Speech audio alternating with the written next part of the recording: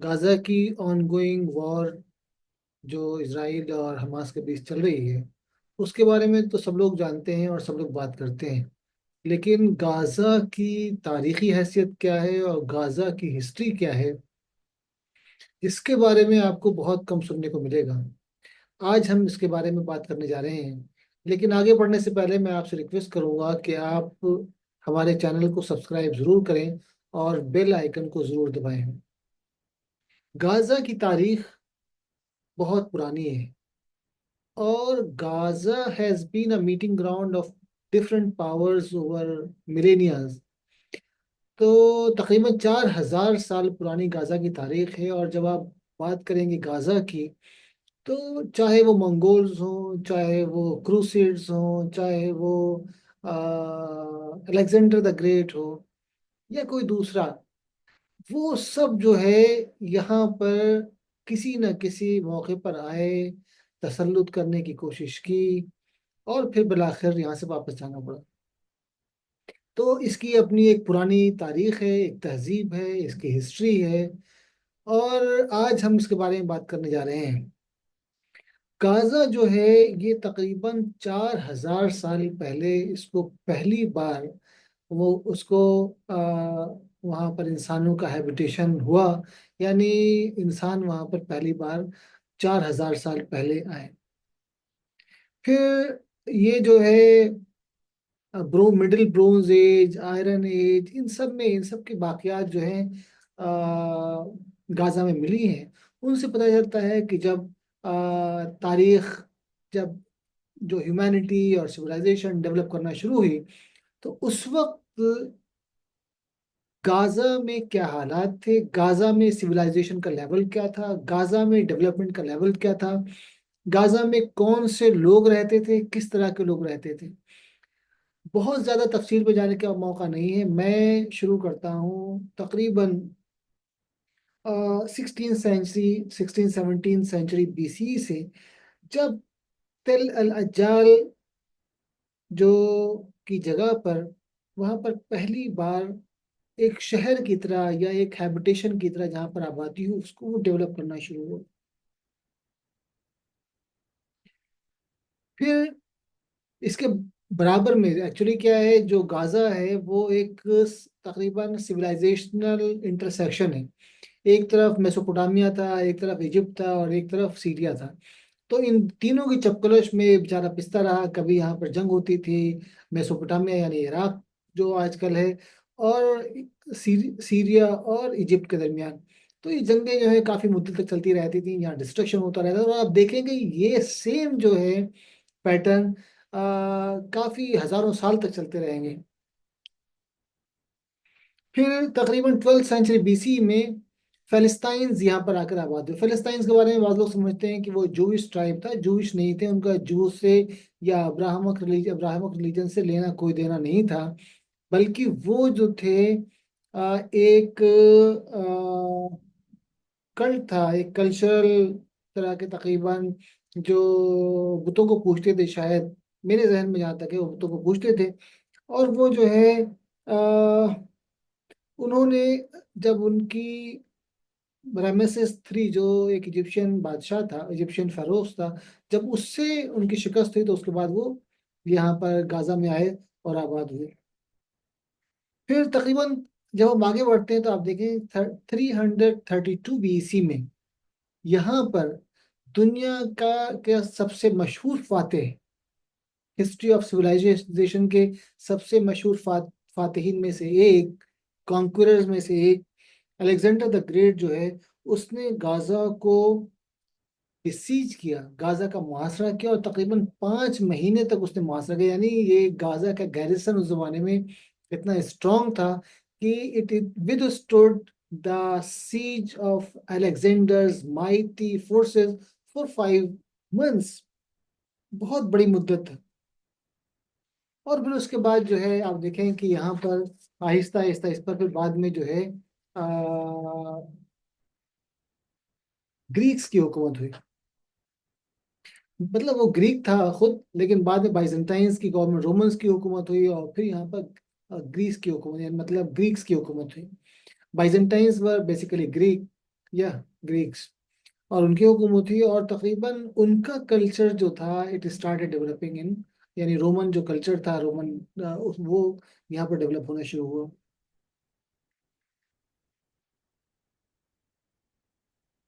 Roman rule जो है वो 63 BC में तकरीबन वहाँ शुरू हुआ था, और तकरीबन 600 साल तक वो तकरीबन चलता रहा, जब तक कि राशिदुन कैलिफेट में से यहाँ पर गाजा पर जो है वो मुहिमजोई नहीं शुरू हुई। लेकिन एक चीज और बता दें कि अरबों का और मैकन्स का गाजा के साथ पुराना ताल्लुक था। गाजा जो था ट्रेड रूट पे पड़ता था, और तारीख की किताबों से ये बात साफ जाहिर है कि रिसालत माब सल्लल्लाहु अलैहि वसल्लम महज एक बार नहीं, बल्कि कई बार, एक से जायद बार रिसालत माब सल्लल्लाहु अलैहि वसल्लम अपना ट्रेड कारवान लेकर, या जो आप बिजनेस करते थे वो लेकर आप उसके साथ गाजा आए, वहाँ क़याम किया, वहाँ आपने ट्रेड किया, और उसके बाद फिर आगे बढ़े और फिर वापस गए। तो गाजा में रसालत माब सल्लल्लाहु अलैहि वसल्लम के आने का एक से जायद बार सबूत मिलता है।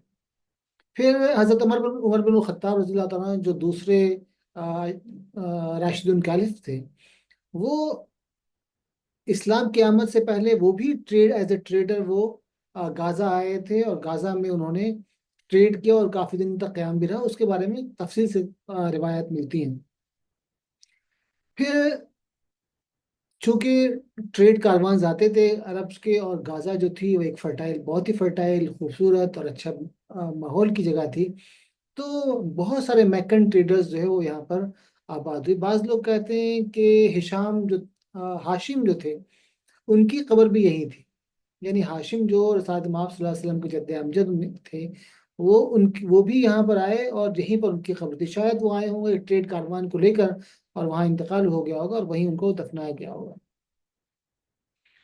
फिर 634 में पहली बार हजरत अबू बकर के ज़माने में, शायद जो राशिदून कैलिफेट के ज़माने में, हजरत अमर बिन लास, जो एक बहुत मशहूर मुस्लिम जनरल और मशहूर सहाबी थे, उनकी क़यादत में खालिद बिन वलीद की हिमायत से जो बैटल ऑफ अजनादैन हुई थी, वो बहुत मशहूर जंग हुई थी, उसमें बाइजेंटाइन एम्पायर के खिलाफ जो है उनको कामयाबी हासिल हुई थी।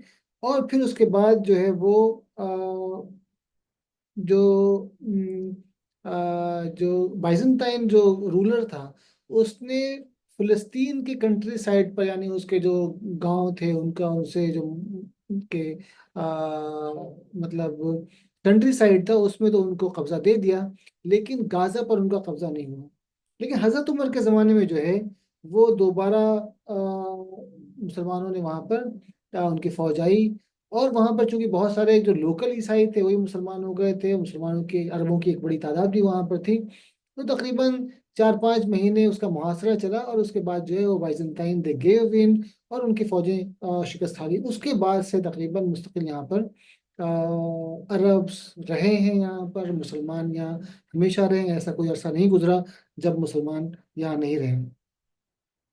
और हजरत जब अब्बास उमैयाद कैलिफेट के ज़माने में, इसका जो था एक बिलाद शाम के अंडर में जो है वो जुंद फ़िलिस्तीन, यानी फ़िलिस्तीन जो गैरिसन थी, फ़िलिस्तीन आर्मी, यानी जो फ़लस्तीन का जो एरिया था उसी में इसको शामिल किया गया था, और ये पूरा एरिया जो था वो सीरिया के अंडर में था।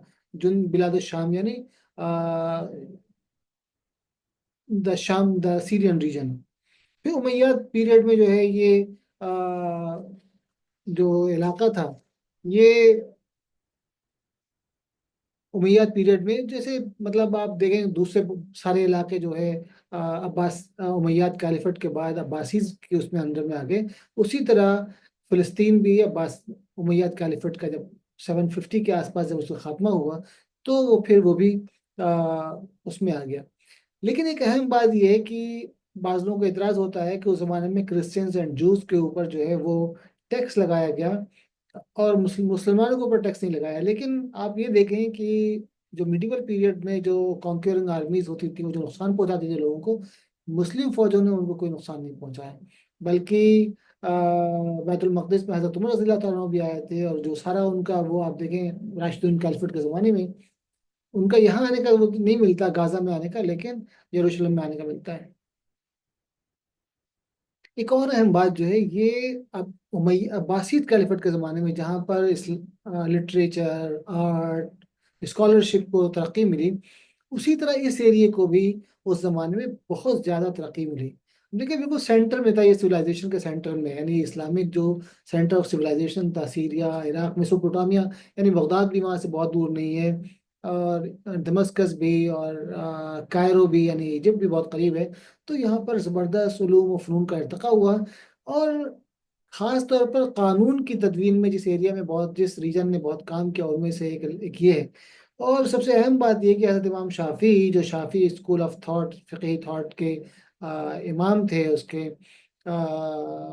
फाउंडर थे, वो भी यहीं पैदा हुए हैं। फिर आप देखें कि तकरीबन 11th सेंचुरी में ये एरिया जो है वो फातमीद, जो मतलब शिया फातमीद, शी हुकूमत फातमीद जो कैलिफेट थी, जिसका सेंटर पहले था मगरिब में, और फिर बाद में उन्होंने कब्जा कर लिया था इजिप्ट पर, तो उसके अंडर में आ गया। फातिमिद कैलिफेट भी जो थी, उनकी स्कॉलरशिप और आर्ट और आर्किटेक्चर में उनका बहुत ज़बरदस्त काम था, उसको आप अंडरमाइन नहीं कर सकते, बहुत ज़बरदस्त काम था। तो उनका यहाँ पर रूल था। उसके बाद जो है आप देखें कि यहाँ पर क्रूसेड्स ने जब हमला करना शुरू किया 12th सेंचुरी में, तो गाजा का एरिया क्रूसेड्स के अंडर में आ गया, बहुत सारा, यानी पूरा आप देखें जो यरूशलेम का एरिया है, और उसके बाद पूरा फिलिस्तीन का तकरीबन काफ़ी एरिया क्रूसेड्स के अंडर में आ गया था। उसी तरह जो है वो ये जो है वो गाजा के एरिया भी अंडर में आ गया था। और कहा जाता है कि वो जो नाइट टेम्पलर्स थे, जो एक्सट्रीमिस्ट, जो क्रूसेड्स थे, उनको उनके उनके कंट्रोल में ये था।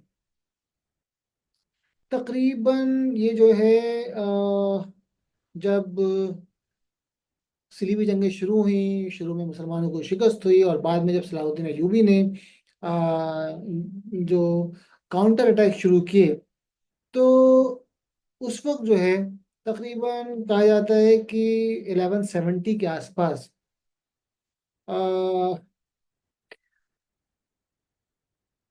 सलाहुद्दीन जो है, सलाहुद्दीन की फौज जो है वो कहीं और हमला करने जा रही थी, और वो लोग समझे, जो टेम्पलर समझे कि वो उनकी तरफ आ रहे हैं, तो उन्होंने दूसरी तरफ जो है वो अकरा के आसपास जो है वो समझे कि मुकाबला होगा, और सलाहुद्दीन जो है वो यहाँ आ गए, गाजा आ गए, और गाजा पर कब्जा कर लिया।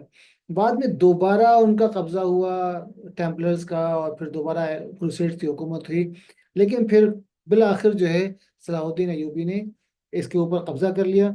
और यहाँ जो है उसके बाद बहुत मुद्दत तक यहाँ कब्जा नहीं रहा जो अयूबी डायनेस्टी का। उसके बाद जो है आपने वो नाम शुरू सुना होगा, रिचर्ड द लायन हार्ट का, वो एक बहुत मशहूर क्रूसेडिंग लीडर था और बरतानिया का बादशाह था। उसने तकरीबन 1191 में कब्जा किया। लेकिन उसके बाद जो है वहाँ पर ममलूक्स की हुकूमत कायम हो गई। ममलूक जो थे वो, जैसे हिंदुस्तान में स्लेव्स डायनेस्टी थी, वैसे एक ममलूक डायनेस्टी थी, और बहुत ज़बरदस्त उनका रूल था। जब उनकी हुकूमत हुई तो उसके आसपास ही क्या हुआ कि वहां पर उसी जमाने में आप देखें 13th सेंचुरी में, 12th सेंचुरी के आखिर में, बल्कि 13th सेंचुरी में मंगोल्स के होड्स पूरे दुनिया में उन्होंने हमला करना शुरू किया। तो उन्होंने ईरान पर हमला किया, उसको ताराज किया, जॉर्जिया पर किया, उन्होंने इजिप्ट पे किया। आप देखें टर्की, पूरा जो टर्की का जो बायजीद जो था, उसको कैसे उन्होंने डेसिमेट किया। यहाँ भी हमला किया उन्होंने। उस जमाने में जो है वो ममलूक की हुकूमत थी। लेकिन जो रिवर्सल शुरू हुआ वो भी तकरीबन यहीं से शुरू हुआ। तकरीबन बायबोस जो था, बाइबर्स, जैद बाइबर, जहीर बाइबर्स, उसने 2 बार मंगोल्स को यहीं पर गाजा के पास शिकस्त दी। पहले यानी जालूत में शिकस्त दिया, उसके बाद 2 बार हराया। फिर उसके बाद ये सेंटर बन गया। गाजा जो था वो आ, मंगोल्स के खिलाफ ममलूक की जो कैंपेन्स थी उनका सेंटर बन गया, और काफी मुद्दत तक ऐसे ही चलता। 。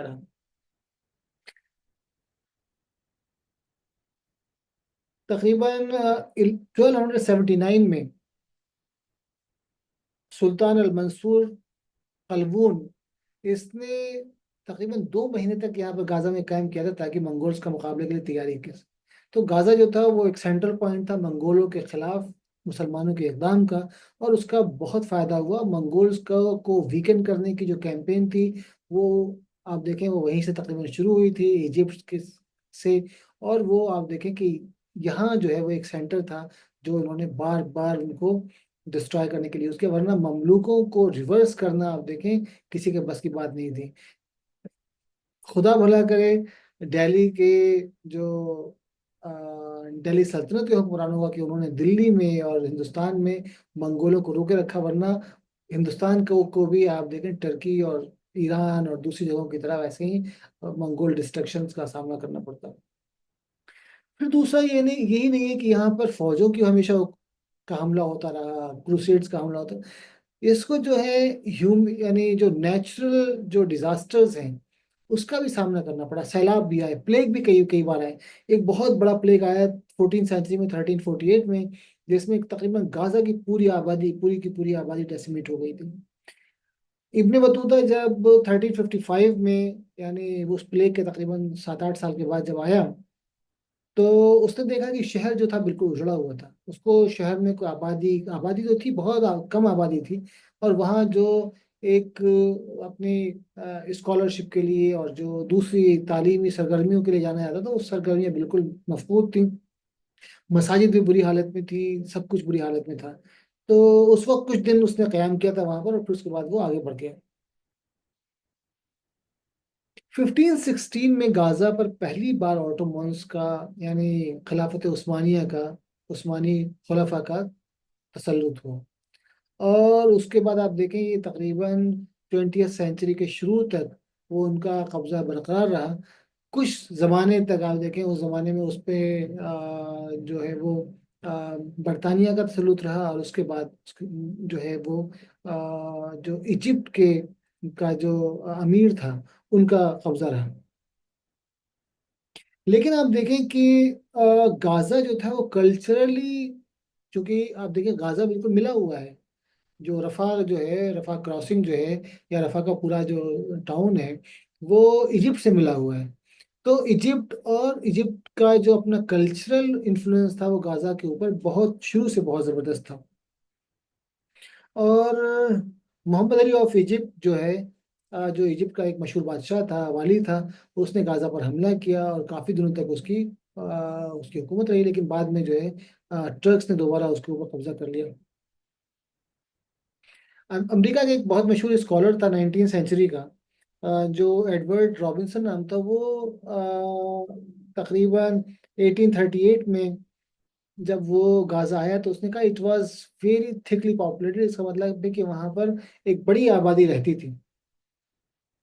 फिर जैसा हम सब जानते हैं कि गाजा हमेशा से सरसब्ज और शादाब रहा है, पूरा वो उसी तरह आप देखें कि वहाँ पर ऑर्चर्ड्स, खूबसूरत फार्मलैंड्स, फिर एक खूबसूरत जो है वो वहाँ का पोर्ट है। तो वो बहुत खूबसूरत इलाका उस जमाने में भी था, और उसने उसकी बहुत ज़्यादा तारीफ की। उसने बताया कि यहाँ पर मलबरीज होती हैं, एप्रिकॉट्स होते हैं, बहुत एबंडेंस में होते हैं।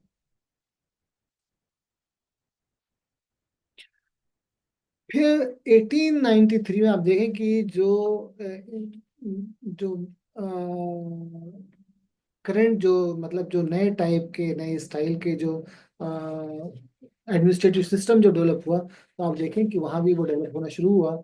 और 1890s में वहाँ पर पहला म्यूनिसिपल कॉरपोरेशन जो है, 1893 में वहाँ पर पहला म्यूनिसिपल बॉडी जो थी, वो वहाँ पर फॉर्म हुई थी, जो अली खलील शावा के जो उसका उसका चेयरमैन था। लेकिन उसके बाद ये ज़्यादा डेवलप नहीं हुई। उसके बाद जो है उसका बेटे ने उसको तकरीबन 1903 में उसको ज़्यादा, उसको 19 मतलब 20th सेंचुरी के शुरू में उसको डेवलप करना शुरू किया उसके बेटे ने। और उसमें काफ़ी उसको कामयाबी मिली। जब फर्स्ट वर्ल्ड वॉर शुरू हुई 1917 में, तो उस वक्त ऑटोमन फोर्सेस में और जो ब्रिटिश फोर्सेस हैं, उनमें बहुत ज़बरदस्त मुकाबला हुआ, खतरनाक मुकाबला था। पहले की जो दो जंगें थी उसमें ब्रिटिश आर्मीज को ओटोमन आर्मीज ने अपनी कमजोरी के बावजूद बहुत जबरदस्त शिकस्त दी। लेकिन तीसरी जो जंग थी उसमें ब्रिटेन और अलाइड फोर्सेस जो जनरल एडमंड एलएनबी के अंडर में लड़ रही थी वो उनको उसमें कामयाबी मिली। और फिर उसके बाद आप देखें कि फर्स्ट वर्ल्ड वार के बाद लीग ऑफ नेशन जब कायम हुई तो उसके बाद उन्होंने जो इसको जो था जो ऑटोमन टेरिटरीज थी उसको बरतानिया के अंडर में दे दिया। और फिर यहाँ पर जो है ब्रिटिश मैंडेट का की शुरुआत हुई। लेकिन ब्रिटिश मैंडेट जब वो आप देखें 1948 में जब अरब इसराइल वार शुरू हुई उस वक्त इजिप्ट के कंट्रोल में था ये एरिया। गाजा जो था वो इजिप्ट के कंट्रोल में था। और गाजा हिस्टोरिकली भी देखें आप it seems like more of a part of Egypt और बहुत दिनों तक इजिप्ट का। अभी भी आप देखें जब चलती है गुफ्तगू तो अब से कुछ दिनों पहले तो कहा जाता था कि ये इजिप्ट के अंडर में होना चाहिए। हालांकि जो पैलेस्टीनियंस हैं उनका वो उसके उन्होंने उसको हमेशा अपोज किया है। तो ये गाजा स्ट्रिप जो है जिसको अब हम नए आज के ज़माने में हम गाजा स्ट्रिप कहते हैं वो गाजा स्ट्रिप जो है वो 48 के वार के बाद जो है वो तकरीबन इसराइल के कब्जे में आया। और 48 से तकरीबन 59 तक हालांकि कंट्रोल में तो था इजिप्ट के लेकिन एक नॉमिनल गवर्नमेंट कायम हुई थी ऑल पैलेस्टीनियन गवर्नमेंट। तो उसको अरब जो अरब लीग जो थी उसने जब 48 के वार के बाद उसने उसको इस्टेब्लिश किया था वो नेम से गवर्नमेंट थी विदाउट मच ऑफ पावर। और उसने ताकत ताकि जो जब फिलिस्तीन को लिबरेट किया जाएगा तो उसके अंडर में ये पूरी मतलब गाजा भी होगा और पूरी जो दूसरी रेस्ट ऑफ पैलेस्टीनियन टेरिटरीज हैं वो भी होंगी। लेकिन ये जो है उसको इजिप्ट ने जो है उसको 59 में जो है वो उसको डिसॉल्व कर दिया। लेकिन आप देखें कि इसराइल का कब्जा यहाँ पर 1956 में कुछ दिन हुआ जब सुएज क्राइसिस जो हुआ था। लेकिन वो उसके बाद जो है फिर दोबारा ये एरिया इजिप्ट के कब्जे में आ गया। और उसके बाद जब ये एरिया इजिप्ट के कब्जे में आया तो इजिप्ट को एहसास हुआ कि ये एरिया जो है वो कल्चरली एजुकेशनली बहुत ही बैकवर्ड है। तो वहाँ पर जमाल अब्दुल नासिर ने जो उस वक्त वहाँ का सदर था उसने जमाल अब्दुल नासिर ने यहाँ पर स्कूल्स कॉलेजेस और दूसरे इस तरह के इदारे खोलने शुरू किए। फिर 64 में आप देखें पीएलओ को फॉर्म किया पैलेस्टीनियन लिबरेशन ऑर्गेनाइजेशन की फॉर्मेशन हुई। यासिर अरफात उसकी को सब जानते हैं। यासिर अरफात एक हिस्टोरिक पर्सनालिटी है। और 67 में जब सिक्स डे वार हुई इसराइल की और अरब्स की तो उसके बाद इस पर इसराइल ने अपना कब्जा कर लिया। और फिर आपने दे आप सबको पता है कि इसराइल ने आहिस्ता आहिस्ता यहाँ पर अपने सेटलमेंट्स भी बनाए।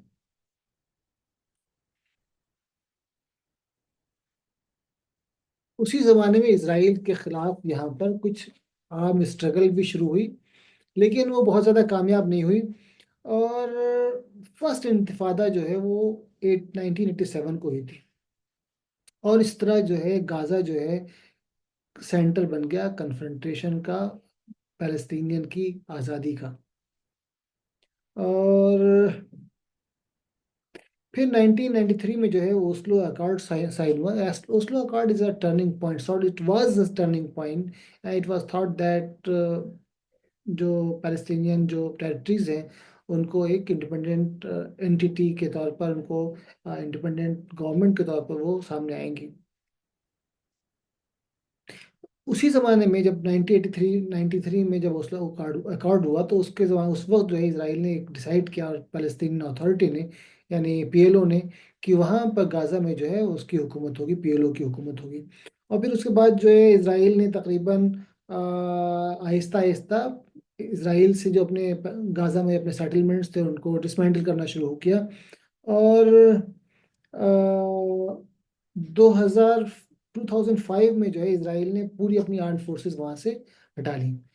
फिर उसके बाद जो है वहाँ पर 2006 में 2006 में हमास ने जो है वहाँ पर जो इलेक्शन वो उसको जीत लिया, फिर उसमें और पीएलओ में कन्फ्रंटेशन हुआ, और फिर आर्म जो स्ट्रगल हुई उसमें हमास जीत गई थी, उसमें मतलब पीएलओ को डिफीट कर दिया, और पीएलओ ने इनको, यानी जो फतह ने उनको पीएलओ से बाहर कर दिया।